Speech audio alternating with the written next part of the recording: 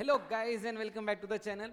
आज की इस वीडियो के अंदर हम लोग पढ़ने जा रहे हैं आपके टोटल दो सेक्शंस जो कि है section 10 and section 12 of IGST act, जो कि बात करेंगे यहाँ पे प्लेस ऑफ सप्लाई के बारे में।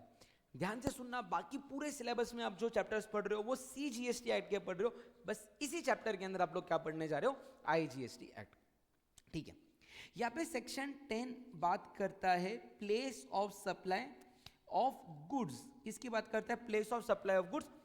और सेक्शन 12 बात करता है place of supply of services. ठीक है, आपके सीए इंटर के सिलेबस के अंदर ये जो दोनों सेक्शंस की अभी हम लोग बात करने वाले ना, ये डील करते हैं उन ट्रांजैक्शंस के साथ जिसके अंदर आपका रेसिपिएंट एंड सप्लायर ये बोथ कहाँ पे सिचुएटेड है, इंडिया में। यानी कि इंडिया के बाहर कोई रहने वाला नहीं है, दोनों कहाँ पे रहने वाले, आपके इंडिया में ही रहने वाले हैं।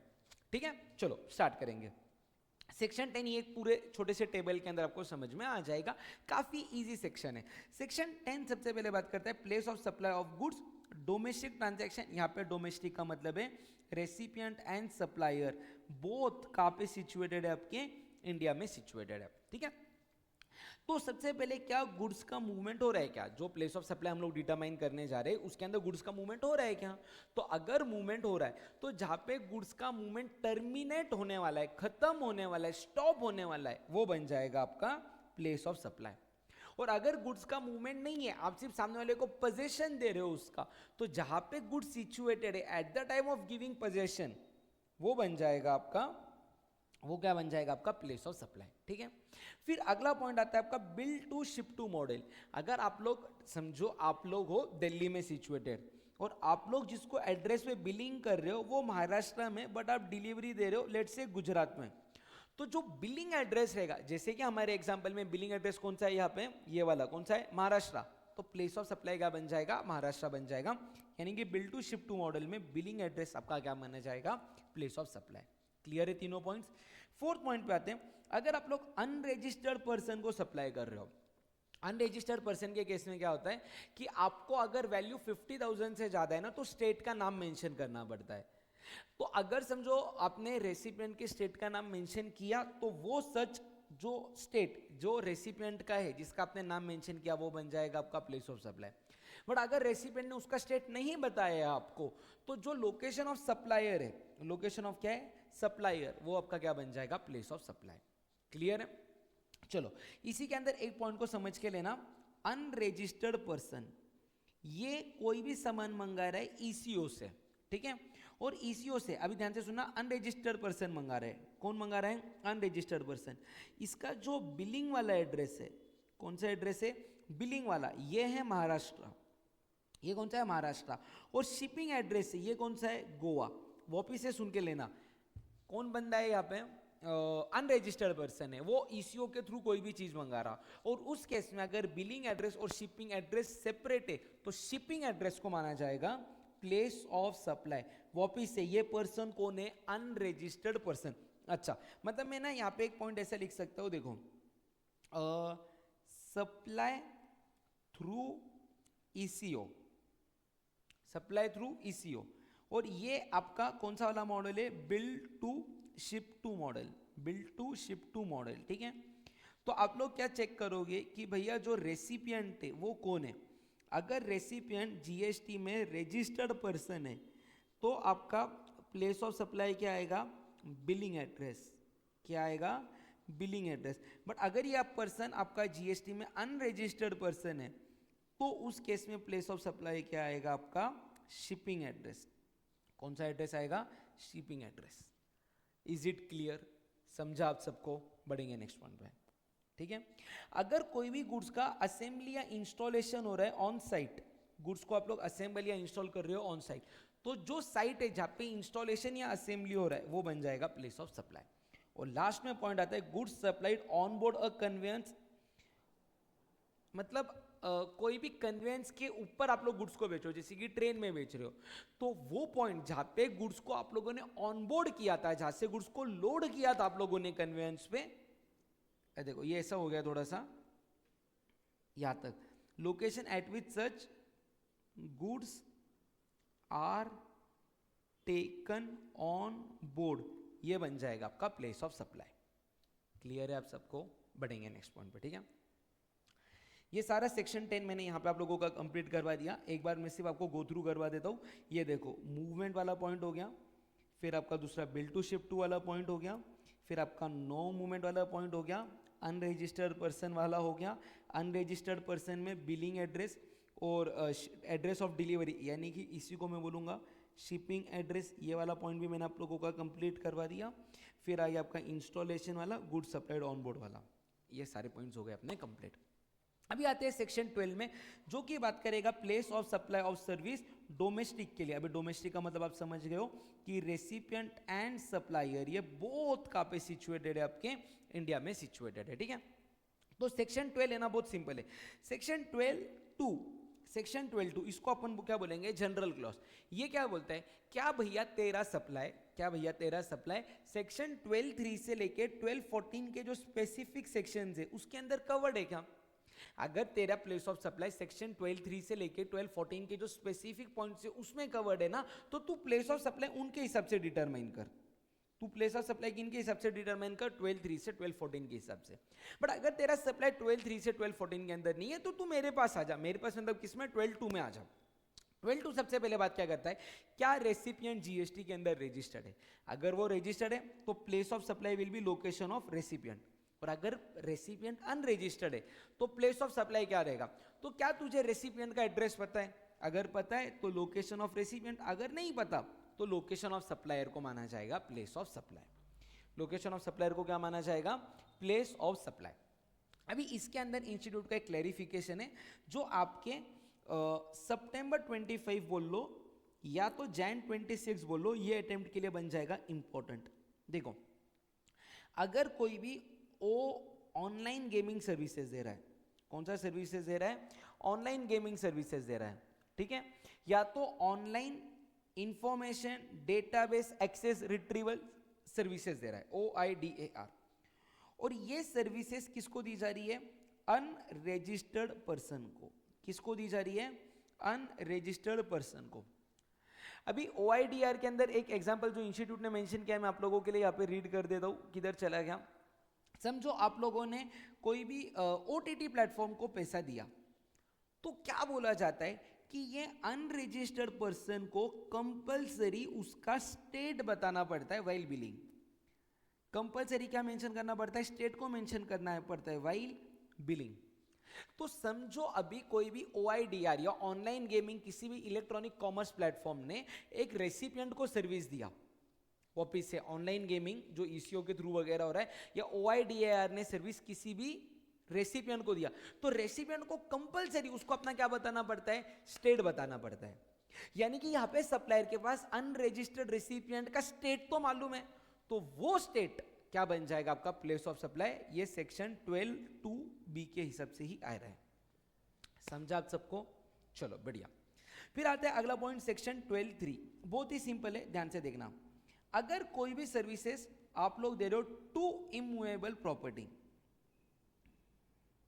तुम लोग सर्विस दे रहे हो इमूवेबल प्रॉपर्टी को, इंटीरियर का, आर्किटेक्ट का या कंस्ट्रक्शन का, कोई भी सर्विस तुम लोग दे रहे हो, या कोई भी सर्विस इमूवेबल प्रॉपर्टी दे रहा है आप लोगों को। अच्छा, इमूवेबल प्रॉपर्टी आप लोगों को कौन सा सर्विस देगा? रेंटिंग का ही सर्विस देगा ना। होटल का रेंट हो गया, बैंक्वेट हॉल का हो गया, कॉन्फ्रेंस हॉल का हो गया, है ना। तो इस केस में प्लेस ऑफ सप्लाई क्या रहता है? प्लेस ऑफ सप्लाई रहता है location of such immovable property. Location of such immovable property, ये बन जाएगा प्लेस ऑफ सप्लाई। बट अगर ये प्रॉपर्टी आउटसाइड इंडिया है, ये प्रॉपर्टी कहाँ पे? Outside India. सप्लायर इंडिया का है, रेसिपिएंट इंडिया का है, बट प्रॉपर्टी अगर आउटसाइड इंडिया की है तो प्लेस ऑफ सप्लाई बन जाएगा, लोकेशन ऑफ रेसिपिएंट। क्लियर है आप सबको? चलो, अगर सर हम लोग कोई भी अकोमोडेशन में दो या मतलब समझो लेट से मैंने ताज होटल को है ना 40,000 रुपीज पे किया, ताज होटल को कितना रुपीज पे किया? 40,000। उसमें से 3 दिन में मुंबई में हूँ और 1 दिन में गोवा में हूँ, तो सर प्लेस ऑफ सप्लाई क्या आएगा? सिंपल बात है ना, बाइफरकेट कर ले, तूने कितनी रातें कहाँ पे बिताई। अगर मुंबई में 3 रातें बिताई तो 30,000 इधर आ गया, तो 30,000 के लिए प्लेस ऑफ सप्लाई मुंबई बन जाएगा यानी कि महाराष्ट्र, और रिमेनिंग 10,000 के लिए आपका प्लेस ऑफ सप्लाई बन जाएगा गोवा। सर अगर कोई भी सर्विसेज इमूवेबल प्रॉपर्टी को दी जा रही है, लेट से मैंने ताज होटल का पेंटिंग का ये ले लिया, कॉन्ट्रैक्ट ले लिया, उसके अंदर मुझे मुंबई में भी पेंट करना है और गोवा के भी ताज होटल को पेंट करना है, तो आप चेक करोगे कितना एरिया ऑफ इमूवेबल प्रॉपर्टी कौन से स्टेट में, तो एरिया वाइज आप लोगों को बाइफर्केट करना पड़ेगा आपके प्लेस ऑफ सप्लाई को एंड वैल्यू ऑफ सप्लाई को। और अगर आप लोग हाउस बोट में लॉजिंग अकोमोडेशन ले रहे हो जो कि केरला जम्मू कश्मीर में कॉमन है, तो उस केस में time spend by the boat in each state और यूनियन टेरिटरी बन जाएगा आपका प्लेस ऑफ सप्लाई। क्लियर है? अब ये क्वेश्चन आता है in respect of advertisement services, इसको ना ऐसे समझ के लेना, ठीक है, एक डायग्राम के थ्रू। देखो यहां पे एक पर्सन है, उसने एडवर्टाइजमेंट एजेंसी को कांटेक्ट किया और बोला कि सर ये जो आपका होर्डिंग है ना, मुझे इसके ऊपर मेरा एडवर्टीजमेंट का सर्विस चाहिए। मैं आपको मेरा, ध्यान से सुनना, मैं आपको मेरा कंटेंट लिख के भेजता हूँ, आप इसके ऊपर है ना मुझे अपना एडवर्टीजमेंट का मतलब मेरा जो ऐड है उसको पोस्ट करना। कहने से यहाँ पे ये बंदा इसको बिलिंग करेगा, ये बंदा इसको बिलिंग करेगा, तो इसका प्लेस ऑफ सप्लाई क्या आएगा, location of such immovable property, location of such immovable property. ये हो गया केस नंबर 1।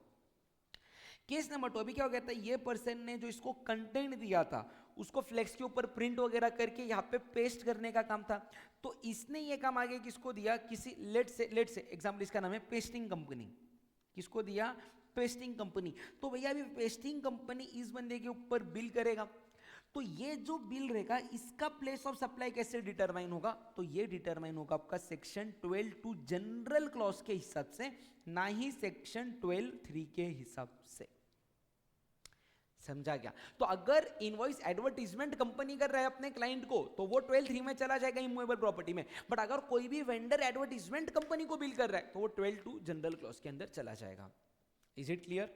चलो बढ़ेंगे आगे, ठीक है। अगर आप लोग कोई भी पर्सनल सर्विसेज की बात करो, जैसे कि restaurant, catering service, personal grooming, fitness, beauty treatment, health services including cosmetic और प्लास्टिक सर्जरी, इस केस में प्लेस ऑफ सप्लाई वो रहता है जहां पे सर्विसेज एक्चुअली परफॉर्म की गई हो, जहां पे सर्विसेज एक्चुअली परफॉर्म की गई हो। फिर अभी आता है अगला पॉइंट आपका ट्रेनिंग एंड अप्रेजल सर्विसेज। अगर आप लोग कोई भी ट्रेनिंग एंड अप्रेजल सर्विसेज दे रहे हो ऐसे पर्सन को जो जीएसटी के अंदर रजिस्टर्ड है, जो जीएसटी में क्या है, रजिस्टर्ड, तो प्लेस ऑफ सप्लाई बन जाएगा, अरे तो प्लेस ऑफ सप्लाई क्या बन जाएगा आपका, लोकेशन ऑफ रेसिपिएंट, जहां पे रेसिपिएंट सिचुएटेड है। लेट से रेसिपिएंट मुंबई में सिचुएटेड है बट उसने ट्रेनिंग का सर्विस गोवा में लिया, तो प्लेस ऑफ सप्लाई क्या आ जाएगा, मुंबई आ जाएगा। बट अगर यही रेसिपिएंट अनरजिस्टर्ड है जीएसटी में, तो प्लेस ऑफ सप्लाई वो आएगा जहां पे आपने सर्विसेज दी। एक मुंबई की कंपनी थी, उसने अपने एम्प्लॉइज को ट्रेनिंग प्रोवाइड करवाया गोवा में, बट वो कंपनी जीएसटी में रजिस्टर्ड नहीं है, तो गोवा में एक्चुअल में ट्रेनिंग का सर्विस हो रहा, तो प्लेस ऑफ सप्लाई क्या आ जाएगा आपका, गोवा आ जाएगा। क्लियर है आप सबको? चलो डन ये वाला भी पॉइंट।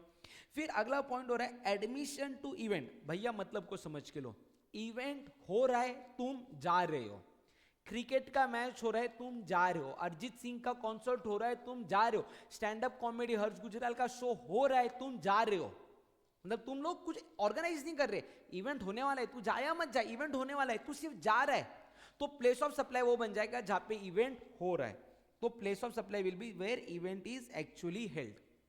बट अगर तुम लोग इवेंट को ऑर्गेनाइज करा रहे हो, तुम लोगों ने अरिजीत सिंह को बोला आके मेरे लिए गाना गा, ठीक है, देखो तुम लोग कौन हो, लेट से तुम लोग रिलायंस लिमिटेड हो, तुमने अरिजीत सिंह को बोला कि हमारा एक एनुअल जनरल मीटिंग है, उसको ओपन करने के लिए तूने आके गाना गाना चाहिए। अभी यहाँ पे तुम लोग इवेंट को ऑर्गेनाइज करवा रहे हो, तुम लोग इवेंट को क्या कर रहे हो, ऑर्गेनाइज करा रहे हो, तो चेक करना क्या तुम जीएसटी में रजिस्टर्ड हो। अगर तुम जीएसटी में रजिस्टर्ड हो तो इवेंट कहीं पे भी हो, प्लेस ऑफ सप्लाई वो आएगा जहां पे तुम्हारा रजिस्टर्ड एड्रेस है। तो अगर समझो तुम लोग इवेंट को ऑर्गेनाइज करा रहे हो तो प्लेस ऑफ सप्लाई के लिए आप लोग क्या चेक करोगे, रेसिपिएंट को चेक करोगे। अगर रेसिपिएंट जीएसटी के अंदर रजिस्टर्ड है तो प्लेस ऑफ सप्लाई क्या आएगा, लोकेशन ऑफ रेसिपिएंट। बट अगर रेसिपिएंट जीएसटी के अंदर रजिस्टर्ड नहीं है तो जहां पे इवेंट हुआ था, जहां पे क्या हुआ था, जहां पे place where services is actually perform, यानी कि जहां पे इवेंट हुआ था वो बन जाएगा आपका प्लेस ऑफ सप्लाई। बट अगर आप लोगों ने ये सर्विसेज आउटसाइड इंडिया ली तो प्लेस ऑफ सप्लाई बन जाएगा location of recipient, place of supply का बन जाएगा लोकेशन ऑफ रेसिपिएंट। क्लियर है आप सबको? चलो इवेंट अगर एक से ज़्यादा स्टेट में हो रहा है तो रिस्पेक्टिव स्टेट को प्लेस ऑफ सप्लाई माना जाएगा। अगर आप लोग कोई भी ट्रांसपोर्टेशन ऑफ गुड्स कर रहे हो इंक्लूडिंग मेल और कुरियर, ट्रांसपोर्टेशन ऑफ गुड्स का अगर आप लोग सर्विस ले रहे हो तो चेक करो आप जीएसटी में रजिस्टर्ड हो या अनरजिस्टर्ड। अगर रजिस्टर्ड हो तो जो आपका रजिस्टर्ड एड्रेस है वो बन जाएगा प्लेस ऑफ सप्लाई, यानी कि अगर रेसिपिएंट जीएसटी के अंदर रजिस्टर्ड है तो लोकेशन ऑफ रेसिपिएंट बन जाएगा प्लेस ऑफ सप्लाई। और अगर रेसिपिएंट जीएसटी में रजिस्टर्ड नहीं है तो प्लेस ऑफ सप्लाई बन जाएगा जहां पे आपने गुड्स को हैंड ओवर किया था ट्रांसपोर्टेशन के लिए। चलो एक एग्जांपल से समझो। यहाँ पे दो दोस्त थे, एक था राज दूसरा था शिव। दोनों गए शॉपिंग करने के लिए लेट से दिल्ली। दोनों शॉपिंग करने के लिए किधर गए? दिल्ली। ये जीएसटी में रजिस्टर्ड है, किधर रजिस्टर्ड है? महाराष्ट्र। ये जीएसटी में क्या है? अनरजिस्टर्ड पर्सन है।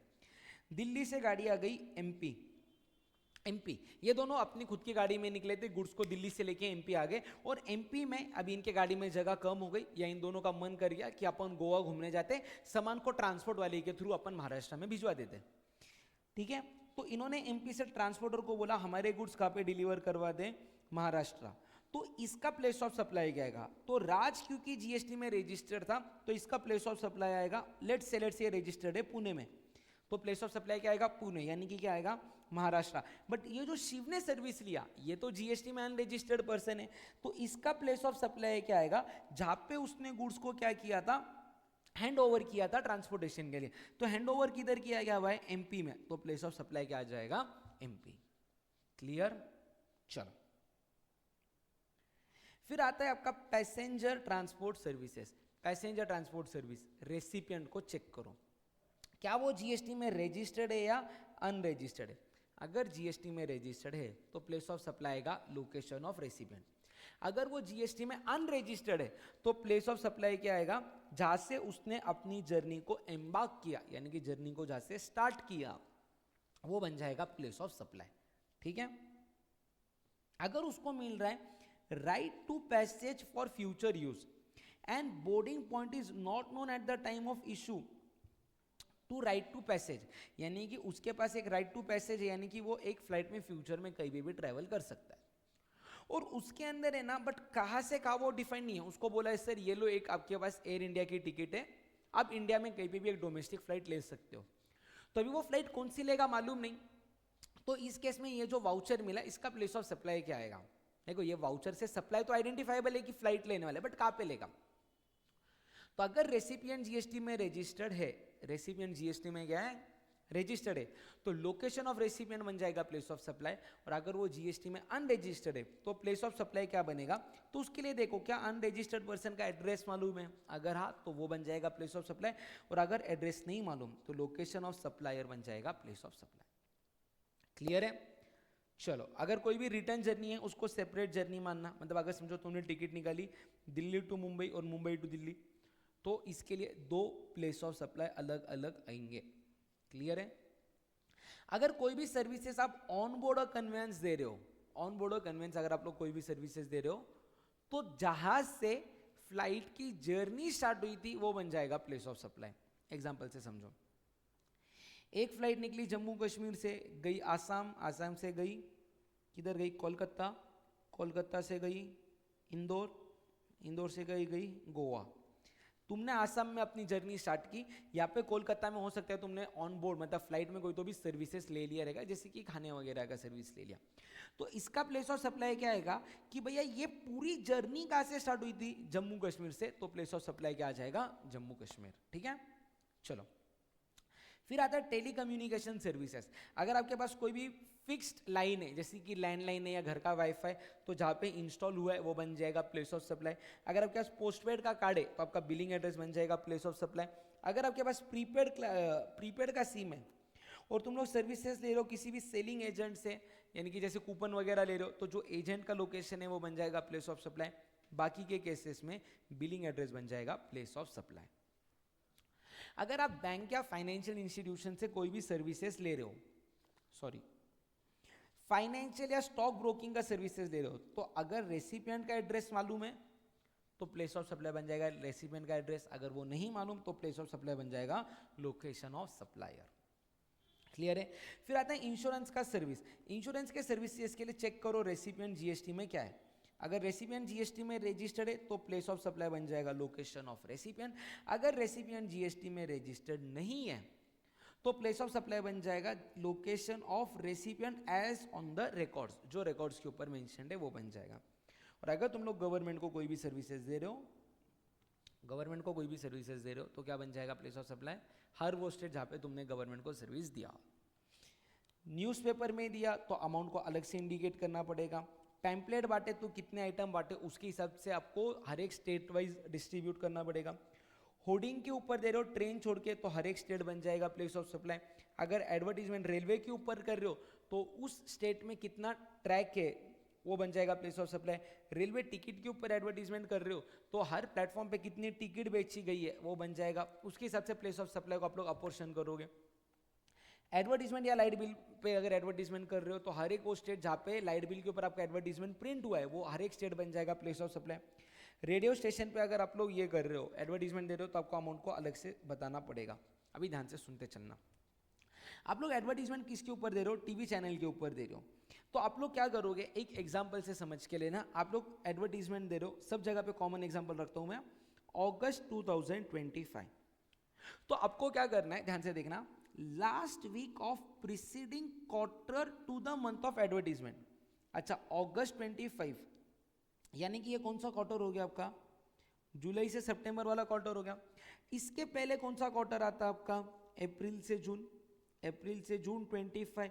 तो जून का जो लास्ट वीक है उसमें जितना भी व्यूअरशिप था, उसमें जितना भी क्या था व्यूअरशिप, वो सर्कल में क्या बोल रहे, वन रीजन, मतलब समझो यहाँ पे ना टीवी चैनल है ना रीजन वाइज बाइफरकेट होता है। जैसे कि समझो एक रीजन हो गया मुंबई एंड गोवा, या तो मतलब मुंबई एंड गोवा का मिलके आपको व्यूअरशिप मिला तो उसको पहले अमाउंट को बाइफरकेट कर लो आप, कौन से, इसके लास्ट वीक, कौन सा वाला, जून 25 का, और फिर वो रीजन वाइज आ गया। अभी अगर रीजन में 2 से ज्यादा स्टेट है, 2 या उससे ज्यादा स्टेट, तो वो स्टेट का जितना पॉपुलेशन है वो पॉपुलेशन वाइज आप लोगों को अमाउंट को बाइफरकेट करना पड़ेगा। ठीक है। फिर सिनेमा हॉल में एडवर्टीजमेंट दे रहे हो, अमाउंट को अलग से बताना पड़ेगा। इंटरनेट पे कोई भी एडवर्टीजमेंट दे रहे हो तो समझो आप लोग एडवर्टीजमेंट दे रहे हो सितंबर 25 में, तो आप क्या करोगे, last quarter of previous financial year कौन सा था वो आपका रहेगा, वो जैन 25 से मार्च 25। उस टाइम पे आपके पास कितने सब्सक्राइबर थे एक रीजन में, उसके अंदर रीजन वाइज आप लोग पहले अमाउंट को बाइफरकेट कर दोगे, मतलब अलग अलग रीजन का प्लेस ऑफ सप्लाई आ गया। फिर अगर एक रीजन में एक से ज्यादा स्टेट रहेंगे तो उसके हिसाब से आपको अमाउंट को अपोर्शन करना पड़ेगा। और अगर एसएमएस के थ्रू कर रहे हो तो आप लोग क्या करोगे, अगस्त 25 का एडवर्टीजमेंट है तो उसके लिए क्या चेक करोगे, last quarter prior to the month of advertisement, last quarter कौन सा था आपका, अप्रैल से जून 25, उसके रेशो में आप लोग अमाउंट को बाइफरकेट कर लोगे। क्लियर है। फिर सेक्शन 7 इंटरस्टेट सप्लाई की बात करता, आपको मालूम है इंटरस्टेट सप्लाई नहीं की, location of supplier, place of supply between 2 different state, 2 different union territories और 1 स्टेट एंड 1 यूनियन टेरिटरी। और जो सप्लाई इंट्रास्टेट सप्लाई नहीं है वो इंटरस्टेट सप्लाई माना जाता है। अगर आप लोग इंपोर्ट कर रहे हो या एक्सपोर्ट कर रहे हो वो भी आपका इंटरस्टेट सप्लाई माना जाएगा। Intrastate supply, location of supplier, place of supply same state के अंदर होना चाहिए या सेम यूनियन टेरिटरी के अंदर। अगर आप लोग सप्लाई टेरिटोरियल वाटर कर रहे हो, टेरिटोरियल वाटर यानी कि इंडिया से 12 नॉटिकल माइल्स, इंडिया से कहाँ तक कर रहे हो, 12 नॉटिकल माइल्स तक सप्लाई कर रहे हो, तो जहाँ पे सप्लाई हो रहा है वहाँ से आप लोग क्या चेक करोगे, नियरेस्ट कोस्ट लाइन, क्या चेक करोगे, नियरेस्ट कोस्ट लाइन, और ये बन जाएगा आपका place of supply, nearest point बन जाएगा आपका प्लेस ऑफ सप्लाई। क्लियर है। हार्डली 24 मिनट्स और ये पूरा प्लेस ऑफ सप्लाई का चैप्टर एकदम डन डन डन डन हो गया है। बाद में 1.5 के स्पीड पे देख रहे हो तो अगर 2 बार भी देखोगे तो आपके सारे कंसेप्ट इसके अंदर क्लियर हो जाएगा। ठीक है। और क्या करना है आप सबको मालूम ही है, मेरे मोटिवेशन के लिए एक छोटा सा लाइक कर दो, कमेंट कर दो वीडियो कैसा लगा, और हर वो दोस्त जिसका सितंबर 25 या जैन 26 में सीए इंटर का अटेम्प्ट है, प्लीज़ ये वीडियो उसके साथ आप लोग जरूर शेयर करना। ठीक है। और चैनल पर नए हो तो सब्सक्राइब भी कर लेना। चलो, that's it for the day guys, see you all super soon, bye bye.